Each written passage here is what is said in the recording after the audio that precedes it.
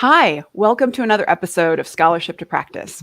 I'm Bridget Burns, Executive Director of the University Innovation Alliance. And I'm Derrick Tillman-Kelly, Director of the UIA Fellows Program and Network Engagement.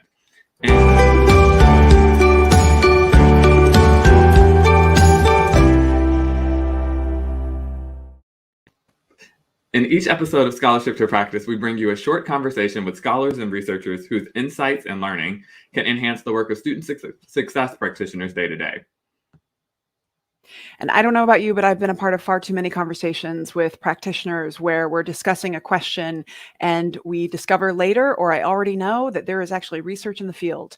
There's someone who already has validated and addressed that, and it's just a matter of diffusion. So that's really the purpose today, is we want to bring scholarship and wisdom and things where someone has actually solved a problem out into the field and bridge that gap. So welcome to Scholarship to Practice. And today we're joined by Dr. Don Pope Davis of Ohio State University, where he serves as Dean of the College of Education and Human Ecology. His research has focused on religious attitudes, multicultural competence, and unintentional racism. Dean Pope Davis, welcome to Scholarship to Practice. Thank you for having me. We're so delighted to have you, especially after I read an article in Inside Higher Ed, shout out to IHE, our partners in streaming, that was about the work that you were leading at Ohio State. And it was so serendipitous because it's a topic that is not only coming up frequently for us, but is something where I was just so heartened to discover someone had actually figured out a solution. So we are really honored to be able to benefit from the experience that you have, not just in the field, but also really practically applying your learning in a real-time example with your Dean's Diversity Postdoctoral Fellows Program. So I wanted to start today and see if we could have you share a bit about that program and where the idea really came from. Sure. So again, thanks for having me. The idea came from a series of conversations over a period of time with colleagues who had talked about recruiting faculty of color to the various institutions or programs and having some degree of not having a degree of success that they wanted, or having individuals that they've recruited and some years later the individuals decided to leave. And so the complexity of those issues allowed me or encouraged me to think about how do we solve this issue. And so I began to have conversations with people who were actually in those roles several years ago, who had been at those institutions, who had tried to make those environments work. And I listened and heard their conversations about it. And so part of it for me was one of the things that emerged at the top of the list was many of these institutions that were attempting to diversify continue to use the same methods over and over and over without taking into account some of the barriers that are inherent in their systems.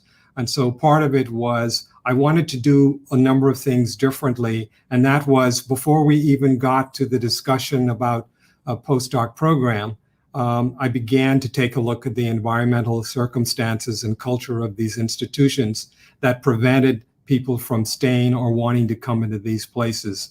And so those early conversations, talking with students, talking with postdocs, talking with people who are in faculty roles, and say, why did you leave those institutions? What was it about them that didn't encourage you to stay?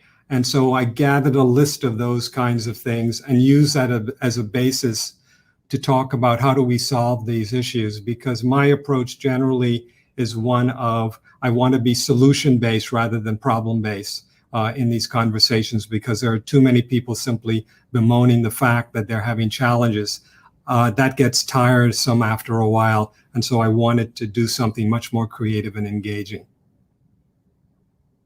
That's fantastic. And I already can see part of what is different about this program in that, this is coming up quite frequently right now. And I feel like people kind of knee-jerk respond with, well, we'll just do a cluster hire and like, who's done that, and just cut and paste and go with the old way of doing things. But we've always noticed that the first step of design is empathy.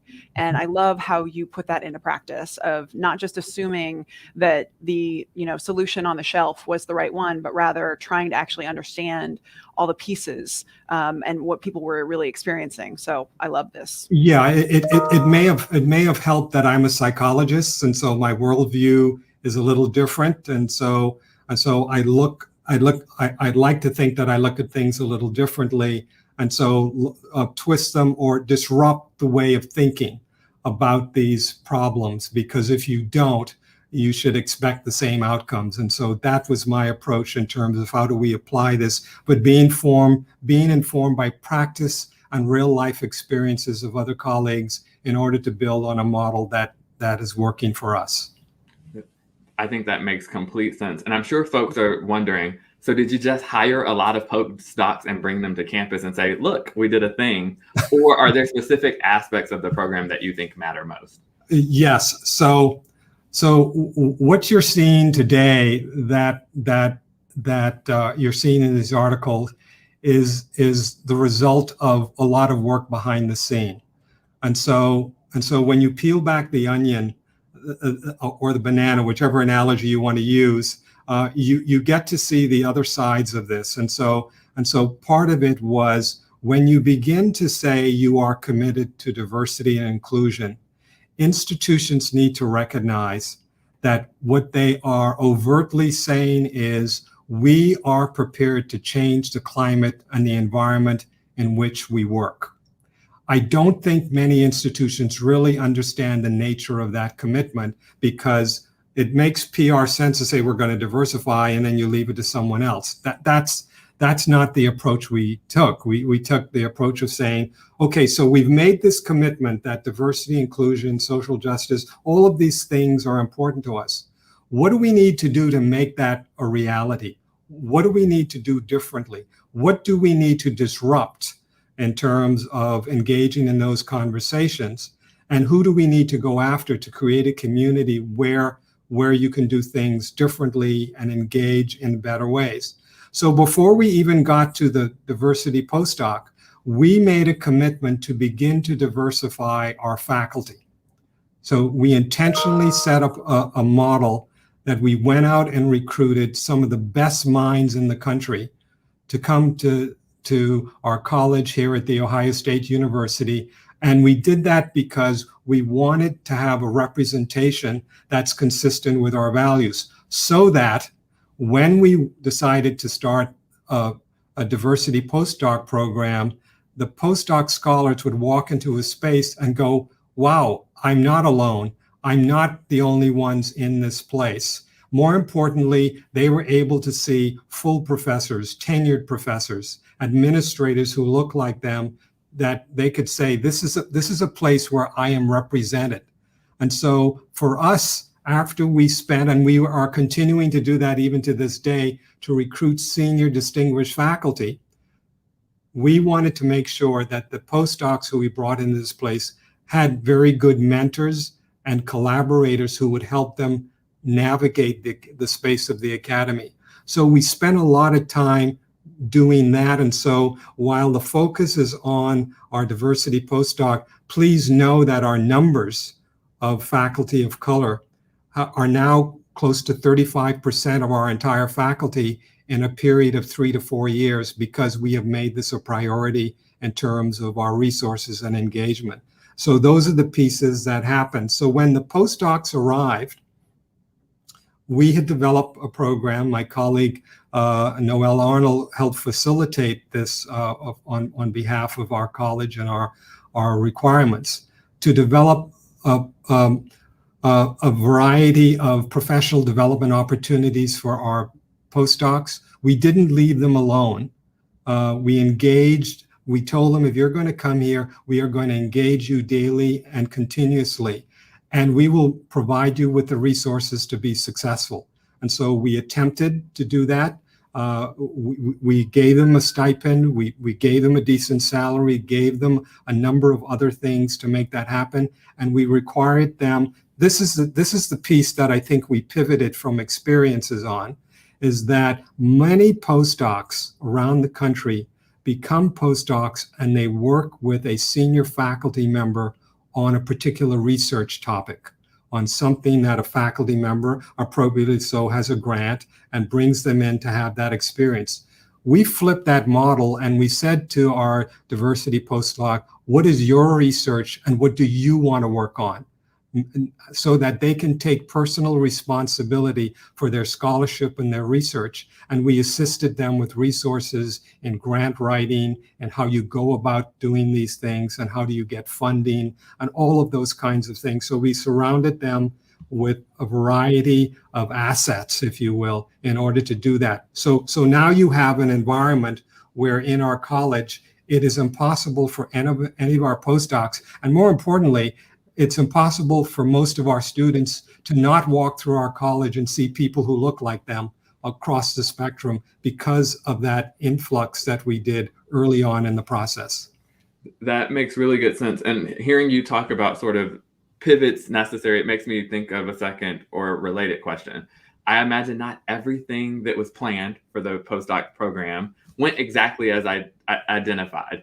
What didn't work, or what should people be cautious of if they wanted to sort of mirror this approach? Hey, Derrick, everything worked as we had planned it. I mean, I don't know what you want me to say. No, I'm kidding. No, you're right. I mean, through this process, there were some hiccups. Part of it is, first of all, in order to do some of the things I've articulated, we had to pay some attention to the culture in the college. And as you know, culture is one of the most difficult things to change. People get set in a way of doing things and so forth. And so we provided some aspects of incentive to some of our faculty who decided to be mentors with our cohort. We also included various seminars and conversations with people as to what this means. And we also encouraged people to think about, in terms of their respective fields, what does inclusion and diversity look like? And we've continued to have a series of seminars in our departments and in our college that continue to do that. The challenge, most people thought the challenge was the financial resources to make this happen. And I take the view that if you begin the conversation, and which is where a number of people did, if you begin the conversation talking about, well, where's the money going to come from and so forth, it kills the energy. And I think many people who are committed to these values make the mistake of starting the conversation with the resources rather than being ambitious and saying, what do we want to do? What do we want to be known for? And as you articulate that and bring different perspectives to it, if it is a great idea, people will want to help you with it. That's been the nature of education, particularly if you can demonstrate some outcomes that we believe are successful. So we had to make our way through this maze of systems, programs, policies, practices, and individuals who thought early on that the resources for this could be better spent somewhere else. And I think that happens in any institution. So we're not unique in those regards. And so I generally believe that in every institution, when you talk about this kind of systemic change, you have individuals who typically fit into a number of categories. And I'll be brief with this, really, in the interest of time. I find that people generally fall into 4 categories. One is traditionalists, people who say, we are fine the way we are. We've been doing this for 20 years. Why do you want to disrupt? This is the way we conduct these interviews and so forth. So you have these traditionalists. Then you have people who are complacent, says, yeah, that's okay, but I'm okay. Don't bother me. Leave me alone, or what have you. And then you get people, the concept of hubris. We are already great college and institution. Why would you want to disrupt this and move it in a different way? And then you get people that says, I'm in, but what's in it for me? And so along the way, as you're negotiating this space, you run into people who do those. But the other group of people who you run into too is people say, this is fantastic. I'm not sure how to do it. I'm in. I'm going to need some help. And then you begin to have conversations with those people. And so that famous phrase of, the way you change the conversation is you change the people you're talking to. And I began to do that with my leadership team and people in the college who saw this as an asset and an added value in terms of elevating our college in that regard. So I just share those pieces of conversation because it's important to understand the community in which you work and how do you engage people. I'm very clear about I do not need everybody to be on board with a great idea, because you have, like every new idea, you have early adapters.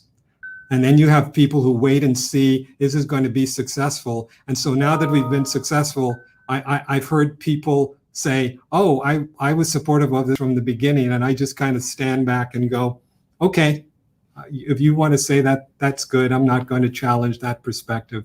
But this is really made a difference in our community. And I think the majority of the college and our leadership in particular, whether it's in the provost's office or the president's office, is 100% on board with what we're doing in our college.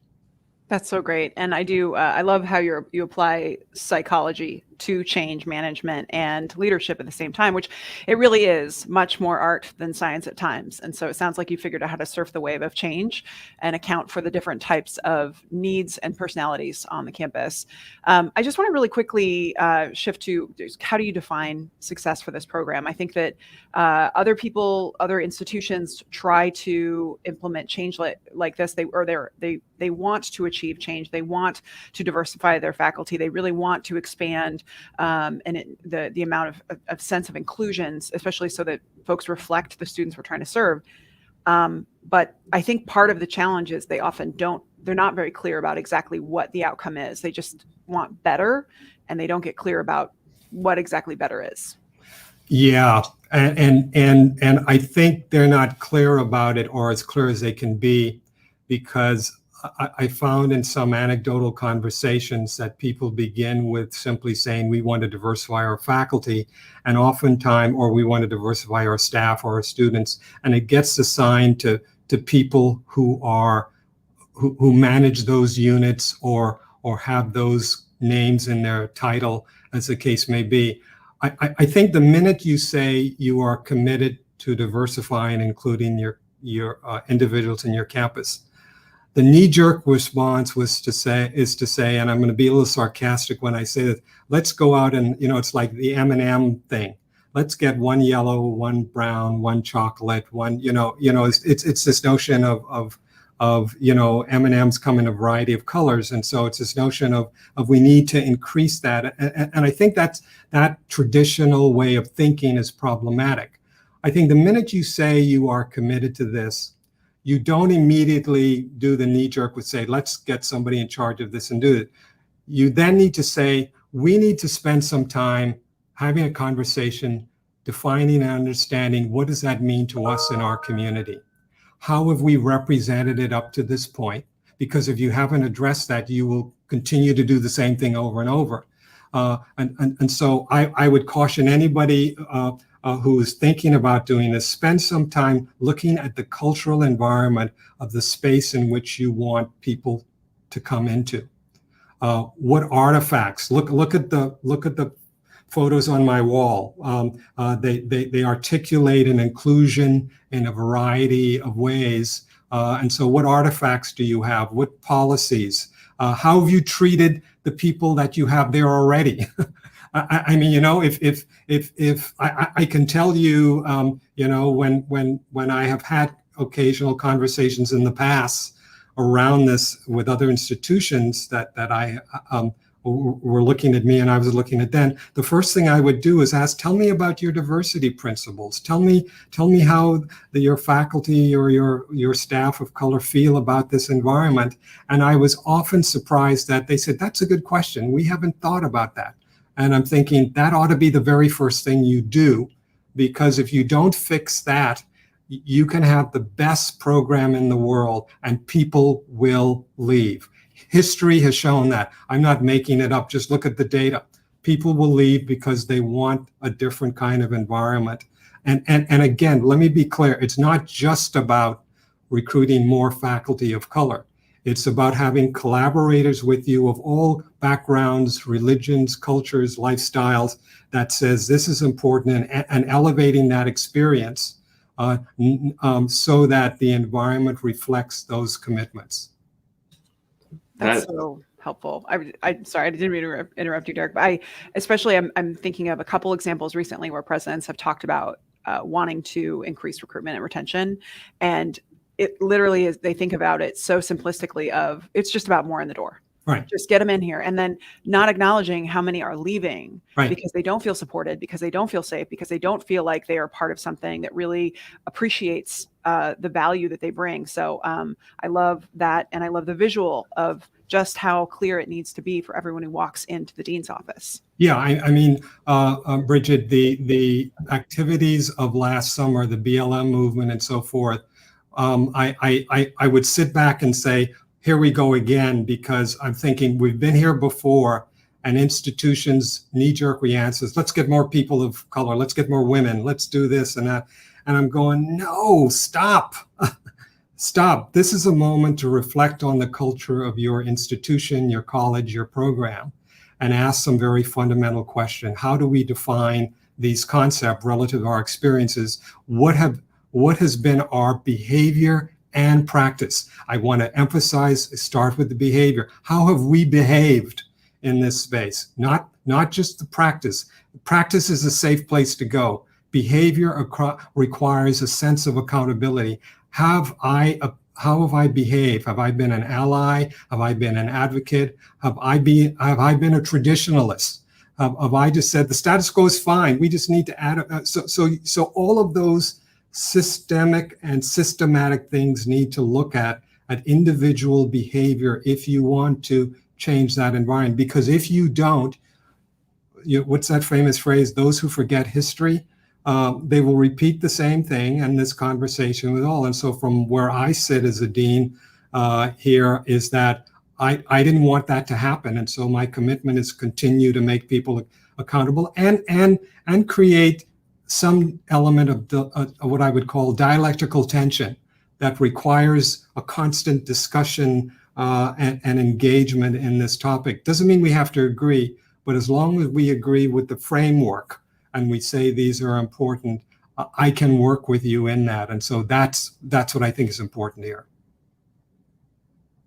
That's great. And so you sort of touched on the culture piece, part of that being that you were explicit about senior faculty members bringing in folks at the rank of full and distinguished professor. And so we know there are two questions that will probably pop up, and they pop up constantly. You sort of addressed one, but I wonder if we can do sort of rapid fire. There are two things that I think people will always say get in the way of this sort of work. One is money, because money is a thing. The other is the location. You're in Ohio. You're at Ohio State in Columbus, Ohio, different than lots of places around the country. How would you respond quickly to a colleague who said it's too expensive, or one who said I'm in a rural space that is not Columbus, Ohio, or any other urban center? Sure. So let me reiterate to individuals who say the first thing about resources or budget, that's the wrong question to begin with. Start the question with your faculty, your chairs, your provost, your president. What do we want to do? What is the framework of what we're trying to do? Start with that. After you've been able to articulate that, then institutionalize it and get partners with it. Because if at the end of the day, the institution says this is important, then they have to make another decision, which is the one you asked, Derrick. Where can we find resources to make this happen? But if you started the other way, well, the money, we're not Ohio State, blah, blah, blah, blah, blah, you're dead on arrival, because there's always a reason to not do it. Yet these same institutions are constantly hiring faculty and staff because people are retiring in engagement. And so you have models out there where people can borrow from the future or invest for the moment and transform that in a variety of ways. And the irony is that if you can get the support in terms of the principles and ask people if this is important to you, there's a famous saying of, it's important, if it's not in the budget, it's not important. And so how do you get people, if this is an important concept, the next important piece that leadership needs to say is, so tell me, Derrick, what percentage of your budget do you believe you can invest in this?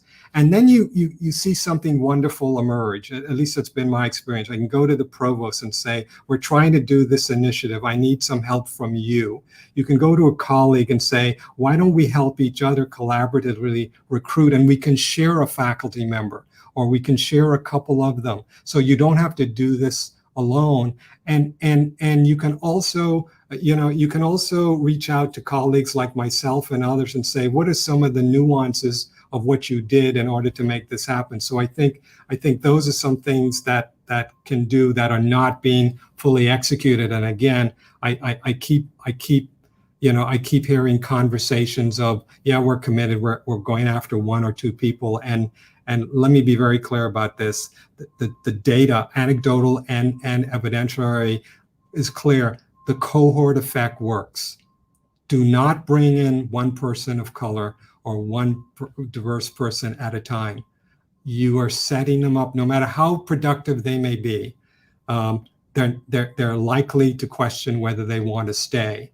And I think that's what makes it easy for people like me to come and say, I'm going to recruit you to our space, because when they walk in, they see something like 40, 45 faculty of color in our college. And they say, wow, I want to be part of this committee. So part of it is to be very intentional, very systematic, and engage people in that process. Regarding people who are in remote places, and I've been at one, and so the question is, how do you negotiate that? And I think one of the innovative ways you can do that is you can develop a partnership or an MOU with a major university of sharing faculty. You needn't take the traditional approach where the person is exclusively at one institution or another. And if you're in a place like Ohio and there's a place north of us or south of us that wants to partner with us, that's one way of engaging in that. But again, don't depend on one person to do that. So that's one way in which I would address and have addressed this with some of my colleagues who have asked a very similar question.